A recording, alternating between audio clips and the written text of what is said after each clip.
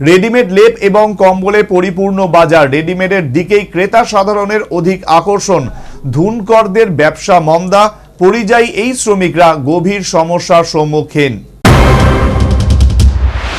শীতকালে রসাত্মক সুস্বাদু খাওয়া দাওয়ার পাশাপাশি ঠান্ডা নিবারণে লেপ কম্বলের জুড়ি মেলা ভার। তবে একটা সময় ছিল শীতের দিনে লেপেই ছিল সাধারণের একমাত্র ভরসা। বিশেষ করে শীতের মরশুমে বিহারি ধনুকরা এসে লেপ তৈরি করে সাধারণ মানুষের শীত নিবারণের ব্যবস্থা করতেন। এখনও সেই বিহারি ধনুকরা শীতের মরশুমে রাজ্যে আসার রেওয়াজ অব্যাহত।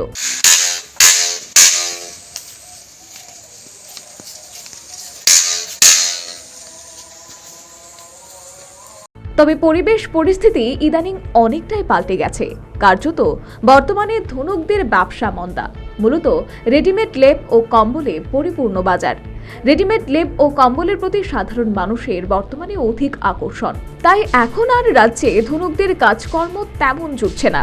এই পরিস্থিতিতে শীতের দিনে ধনুকদের লেপ তৈরির পরিবর্তে বালিশ তৈরি করতে হচ্ছে। এতে যে পরিযায়ী এই শ্রমিকরা বর্তমানে গভীর সমস্যার সম্মুখীন, এমনটাই জানালেন সংশ্লিষ্ট জনৈক ধুনকর। আমার নাম সহমদ আলী। আমার বিহারে জেলা ছাপড়া সারণ। এইখানে আমি 5 মাস থাকি কাজের জন্য। কিন্তু কাজ আগে বছর যেরকম হচ্ছে এখন হচ্ছে না। ওই যা রেডিমেড বেরিয়েছে সেজন্য ওই কারণে হচ্ছে না। আপনার লোক রেডিমেড ব্যবহার করবে না, কিন্তু রেডিমেড ভালো জিনিস নেই। আর এই তুলো জিনিস সব দিনেই ভালো থাকে আর ভালো থাকবে। তো এখন কি করবেন এইভাবে?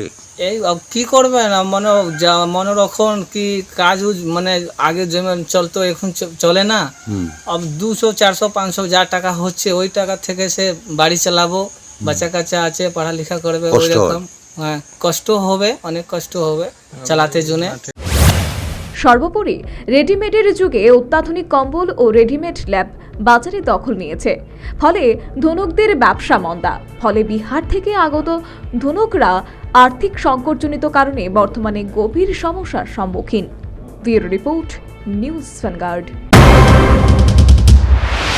শিজা ইনস্টিটিউট অফ কিডনি সায়েন্সেস কিডনির জটিল রোগের চিকিৎসার জন্য এক উৎকৃষ্ট প্রতিষ্ঠান, যেখানে উত্তর পূর্ব ভারতের প্রথম এবিও অসামঞ্জস্য কিডনি প্রতিস্থাপন এবং মৃত ব্যক্তির কিডনি প্রতিস্থাপন করা হয়। এখানে 115টিরও বেশি কিডনি প্রতিস্থাপন এবং উত্তর পূর্ব ভারতের সবচেয়ে বেশি হিমোডায়ালিসিস করা হয়েছে এবং এই সংখ্যা দিন দিন বাড়ছে। Shija institute of kidney sciences Tripura সরকার সহ অরুণাচল প্রদেশ, মেঘালয়, মিজোরাম, মণিপুর এবং নাগাল্যান্ড সরকার দ্বারা স্বীকৃতি প্রাপ্ত।